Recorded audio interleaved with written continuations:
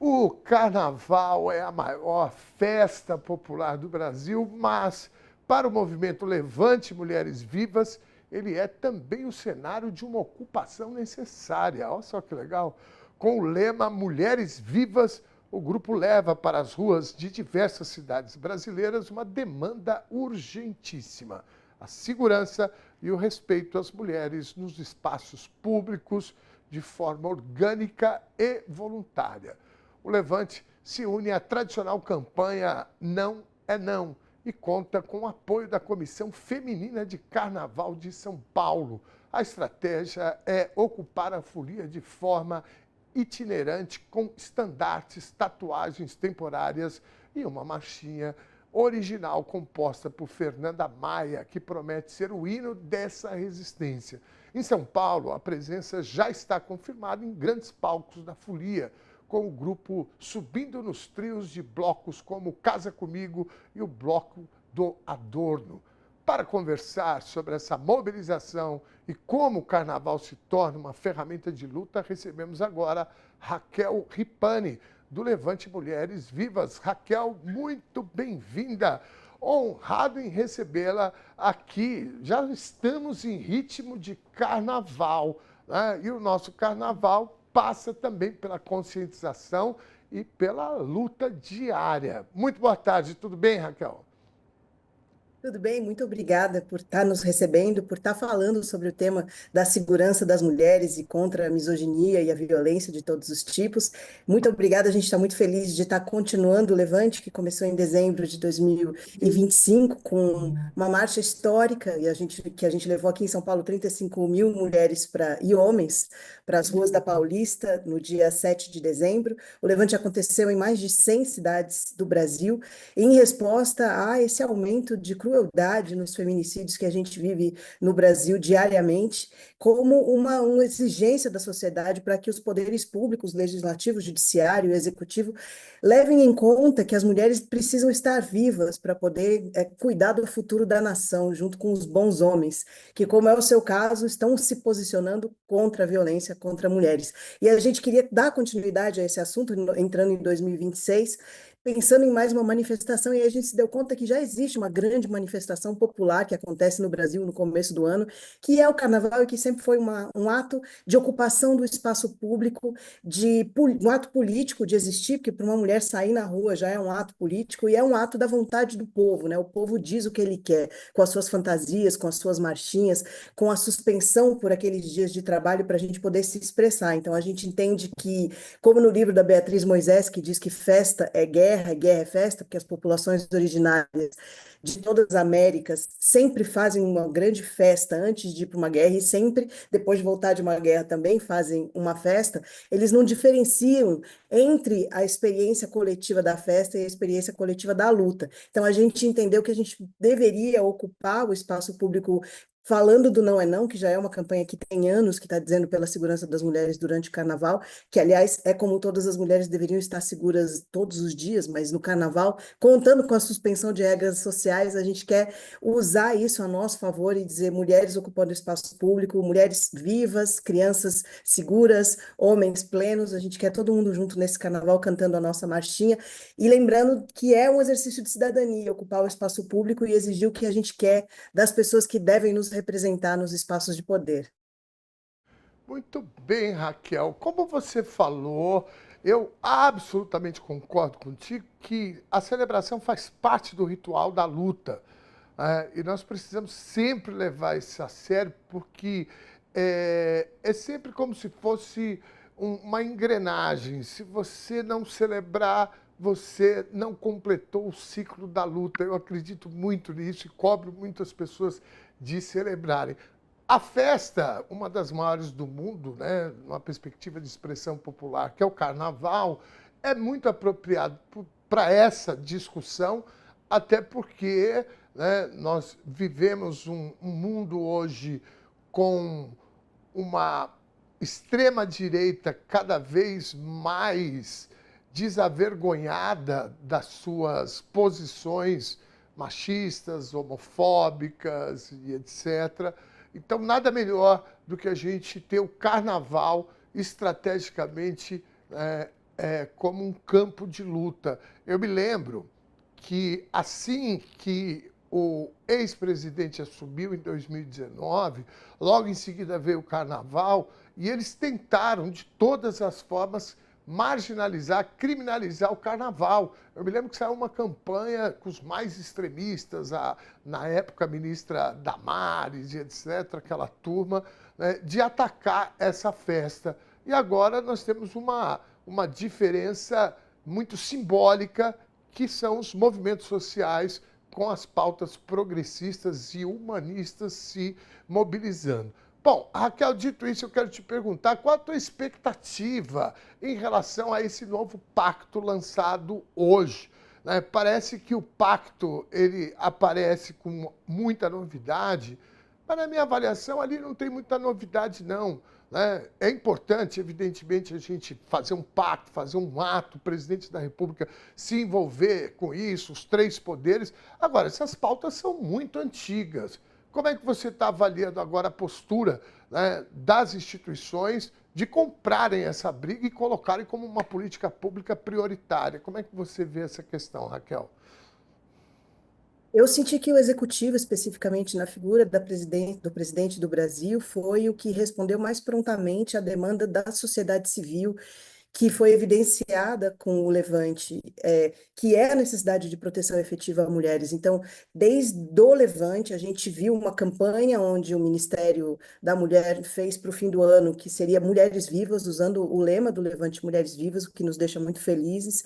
E a gente viu o presidente sancionando várias leis de aumento de pena, que é uma das coisas pelas quais a gente pleiteia, que seja mais eficaz a punição e todo o processo judiciário para que as mulheres estejam mais seguras. A gente vê muitas mulheres que morrem com o papel da medida protetiva na mão, com homens que foram presos anteriormente por terem sido violentos contra mulheres, e a gente não vê isso na prática. A gente precisa de mais proteções. Mas, apesar do executivo estar falando sobre isso agora, e ter falado sobre isso desde dezembro, a gente vê poucas ações. Então, a ação que a gente quer ver no legislativo e no judiciário, de fato, é a aprovação de leis que melhorem a experiência das mulheres e que protejam mais mulheres. Então, entre as demandas que o Levante fez está a criminalização da misoginia, a proteção digital de mulheres. Tem muitas iniciativas que passam por a gente olhar para o que está acontecendo nas redes e como antes de atos violentos, palavras violentas ocorrem. Então, a gente espera do judiciário e do legislativo especificamente nesse ano, que é um ano curto, ações. A gente espera ver a criminalização da misoginia, a gente espera ver no Congresso que a criminalização da misoginia ainda está no Senado. A gente espera ver o Senado trabalhando em prol de mulheres, ou seja, que eles ajam de acordo com o que eles dizem que eles vão fazer, e que no Congresso também se aprovem leis que protejam mulheres, porque o que acontece é que, como a gente tem apenas 18% de mulheres no legislativo, quando essas leis são propostas, muitas vezes elas ficam nas prateleiras, e na prática as mulheres não veem proteção. A gente não adianta ter um discurso bonito se não há orçamento para a pasta de proteção às mulheres. Supostamente aqui na pasta de São Paulo, no estado de São Paulo, a gente estava com uma verba de prevenção e proteção e educação a mulheres de R$ 10 por mês para o Estado. Quer dizer, que política pública se faz se você não investe em ter uma polícia preparada, em ter uma delegacia, uma DDM, né, de proteção às mulheres? A gente quer ver em ações o que eles estão falando que vão fazer em palavras. Essa é a minha expectativa para esse ano, e que eles saibam que as mulheres são mais de 50% dos votantes do Brasil e que elas querem ser protegidas. Elas estão buscando por alguém que vá, de fato, protegê-las. Então, se eles querem ser reeleitos, quem quer que seja, é melhor eles ouvirem ao clamor da população, que não são só mulheres que querem estar vivas, né? Os filhos dessas mulheres querem suas mães vivas, os pais dessas mulheres querem suas filhas vivas. Todo bom homem quer poder conviver com as mulheres em paz, e assim como todas as mulheres. Muito bem, é isso aí, somos todos aliados. Agora, me avisaram aqui que vocês têm uma marchinha, né? A Mariana Cotes, quando eu falei com ela de manhã, ela falou assim, não, ela tem uma marchinha super bacana. A produção produziu aí uma forma da gente ouvir a marchinha? Não, se for, coloca aí e eu vou chamar o nosso mestre-sala, Alexandre Batata, para fazer a apresentação. Não é brincadeira, Batata, fica tranquilo. Vamos ouvir a marchinha? Pode subir, sobe o som. Simbora, povo, simbora, vamos pra rua, batucando no coração. A rua é nossa, simbora, vem ser feliz. Nosso riso é revolução. Simbora, povo, simbora, vamos pra rua, batucando no coração. A rua é nossa, simbora, vem ser feliz. Nosso riso é revolução. Me dá a mão, menina, te quero viva. Vem ver o sol, menina, te quero viva. Conta comigo, menina, estamos vivas. Vem rir bem alto, menina, mulheres vivas. E vem sem medo, menina, te quero viva. Estamos juntas, meninas, te quero viva. A gente brilha, menina, estamos vivas. Ninguém apaga, menina, mulheres vivas. Simbora, povo, simbora, vamos pra rua. Oh, maravilha! Tá todo mundo pronto, adorei. Fernanda Maia, compositora, né? Que maravilha, Raquel, que coisa bacana. Eu torço muito para que seja o hino, né? Que emplaque isso, né? Fique na boca de todo paulistano e paulistana, né? Sobretudo os paulistanos, né? Nós precisamos entender que nós, homens, né? Independente do nível de desconstrução do machismo que a gente carrega, que a gente tenha consciência que não basta só não ser machista, nós precisamos ser, né, combatentes do machismo, sobretudo dessa violência terrível. Você falou agora há pouco, bom, parabéns para Fernanda, né, se ela estiver nos assistindo, né, sinta-se abraçada. Eu espero que, né, a marchinha pegue mesmo aí no carnaval. Raquel, você falou sobre essa questão do orçamento. O Estado de São Paulo, você deu um exemplo, teve um crescimento, né, exponencial do número de feminicídio, que eu repito, o feminicídio é o ato mais perverso e cruel e desumano, extremo, mas ele, né, ele tem uma escala para chegar até lá. Tem outros tipos de violência, né? E eu queria que você... a gente aproveitar o nosso bate-papo aqui, fazer dele também uma ferramenta de consciência. Em qual momento a gente pode classificar a relação como uma relação tóxica ou violenta? Quais são os primeiros sinais? O que você aconselharia para a mulherada e para os homens que estão nos assistindo, Raquel? Educar a população sobre o ciclo da violência e o que não é adequado, o que não é seguro, é muito importante para que a gente possa avançar para um espaço de equanimidade. Então, falar sobre o ciclo da violência que está presente na Maria da Penha, inclusive, parte da Lei Maria da Penha é a gente ter uma educação nas escolas para que os meninos e as meninas possam identificar isso e antecipar, porque há uma cultura que a gente tinha no Brasil onde existia essa noção de que o homem deveria ser dominante, de que a mulher era do homem, então, que de uma certa maneira passava pano para uma possessividade, para um ciúme, para uma dominação excessiva e que muitas vezes acaba em violência. Então, na Lei Maria da Penha, eles definem que existem outros tipos de violências fora a violência física. Existe a violência emocional, existe a violência patrimonial, que é quando a mulher não tem direito ao seu próprio dinheiro, ou esse homem gasta o dinheiro dela, ou ela não tem direito à sua conta, ou ela não pode sair efetivamente de um relacionamento se ela não tem mobilidade financeira. A gente tem o abuso sexual, que é quando a mulher se sente obrigada a fazer, interagir de formas que ela não quer. Tem o abuso psicológico, tem outros tipos de violência que as mulheres deveriam conhecer e que a gente não conhece. Então a gente fica muito no espaço do, pelo menos ele não me bateu. E antes de bater, acontecem muitas coisas. Eu digo para mulheres, na hora de escapar, que quando você sente o primeiro sinal de você estar desconfortável, esse para mim, mulheres ou homens, porque situações de relacionamentos abusivos acontecem com ambos, homens e mulheres, mas quando você não se sente à vontade no relacionamento, quando você sente pisando em ovos, quando você sente uma sensação ruim na sua barriga, quando você tem medo da próxima briga, que você não sabe de onde vai vir, porque essas são características de manipulação ou gaslighting, como a gente chama, onde você começa a duvidar de você mesma. Então, daí, esse é o primeiro sintoma, quando você não se sente à vontade. Depois disso, vem coisas que são sutis, mas que vão acontecendo vagarosamente, consistentemente, como ele te afastar das pessoas que seriam sua rede de apoio. Então, você vai começando ele vai te dizendo que você não deve confiar naquela amiga, ou ele não convive com a sua família, portanto, você convive menos com a sua família do que você conviveria. Porque essas são pessoas que, se presenciarem alguma reação violenta, no sentido de ser desrespeitosa, porque um homem que te humilha, que zomba de você, que te xinga, que te diminui, já é um homem que tá te abusando de você, está num relacionamento assim, já é um relacionamento abusivo.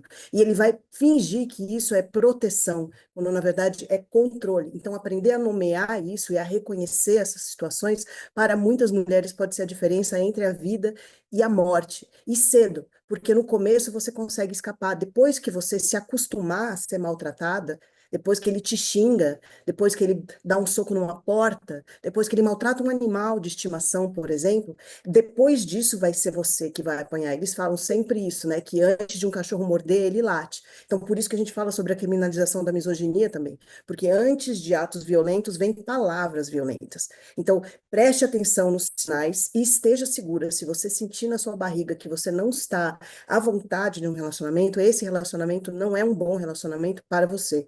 Procure ajuda, procure a sua rede, mostre. Isso aconteceu comigo, eu mostrar um WhatsApp que eu recebi de uma pessoa com quem eu estava num relacionamento e as minhas amigas olharem e dizer, mas que é isso? Ninguém deveria te tratar dessa maneira. Uma pessoa não trata uma outra pessoa dessa forma. Então, e você perde a possibilidade de perceber isso quando você se acostuma, porque aquela pessoa diz: ai, que eu estava de cabeça quente, me desculpa, eu não vou fazer mais, esse é o meu jeito, é que eu estou tentando melhorar. E, eventualmente, isso não acontece. E você que tem que escapar para você estar segura. Essa é a minha primeira sugestão e acredito que é a mais importante, porque quanto antes você escapar, mais segura você vai estar. Muito bem. Raquel, antes de eu te fazer um convite aqui, eu queria que você matasse uma curiosidade minha, porque vocês mulheres, vocês são meio bruxas, né? No sentido de mulheres sábias. Eu estou vendo uma colher de pau ali no canto ali da tua estante, ao lado daquela foto. O que é essa colher de pau que está ali naquele cantinho ali? É verdade. Qual? Deixa eu pegar. É uma colher, eu não sei o que a gente estava usando para fazer de microfone para alguma entrevista, essa veio da Hungria. As bruxas e as mulheres sábias sempre esconderam seus instrumentos de magia nos objetos cotidianos, exatamente para não serem mortas e não serem, enfim, Muito pode ser bem. uma bruxaria. E aqui eu tenho, olha, tenho um violentôdromo.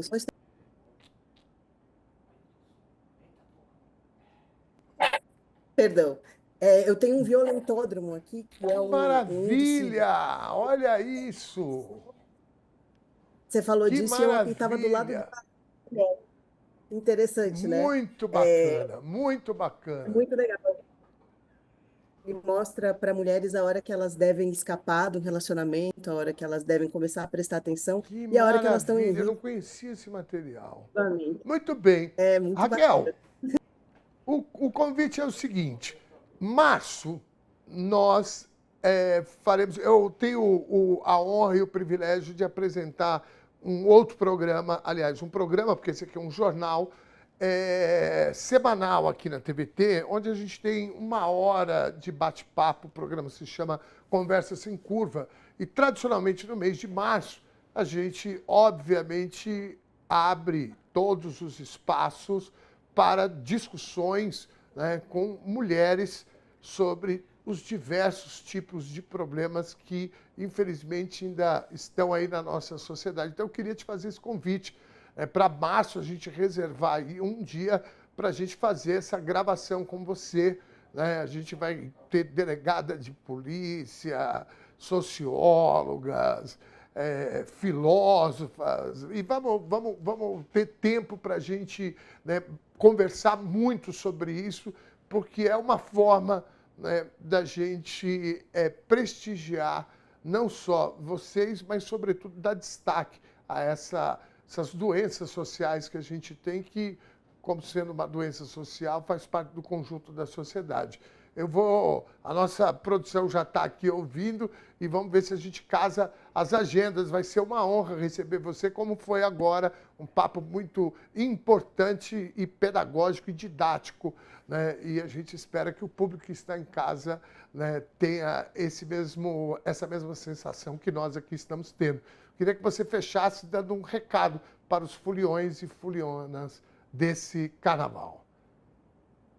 Estou à disposição, vai ser um grande prazer. Muito obrigada novamente por falar disso. A gente precisa mudar essa percepção social de que em briga de marido e mulher não se mete a colher e de que é adequado você ser controlador e violento com mulheres. Não é. Muito obrigada por ser um aliado. Eu estou à disposição quando vocês quiserem voltar, falar comigo de novo, vou adorar.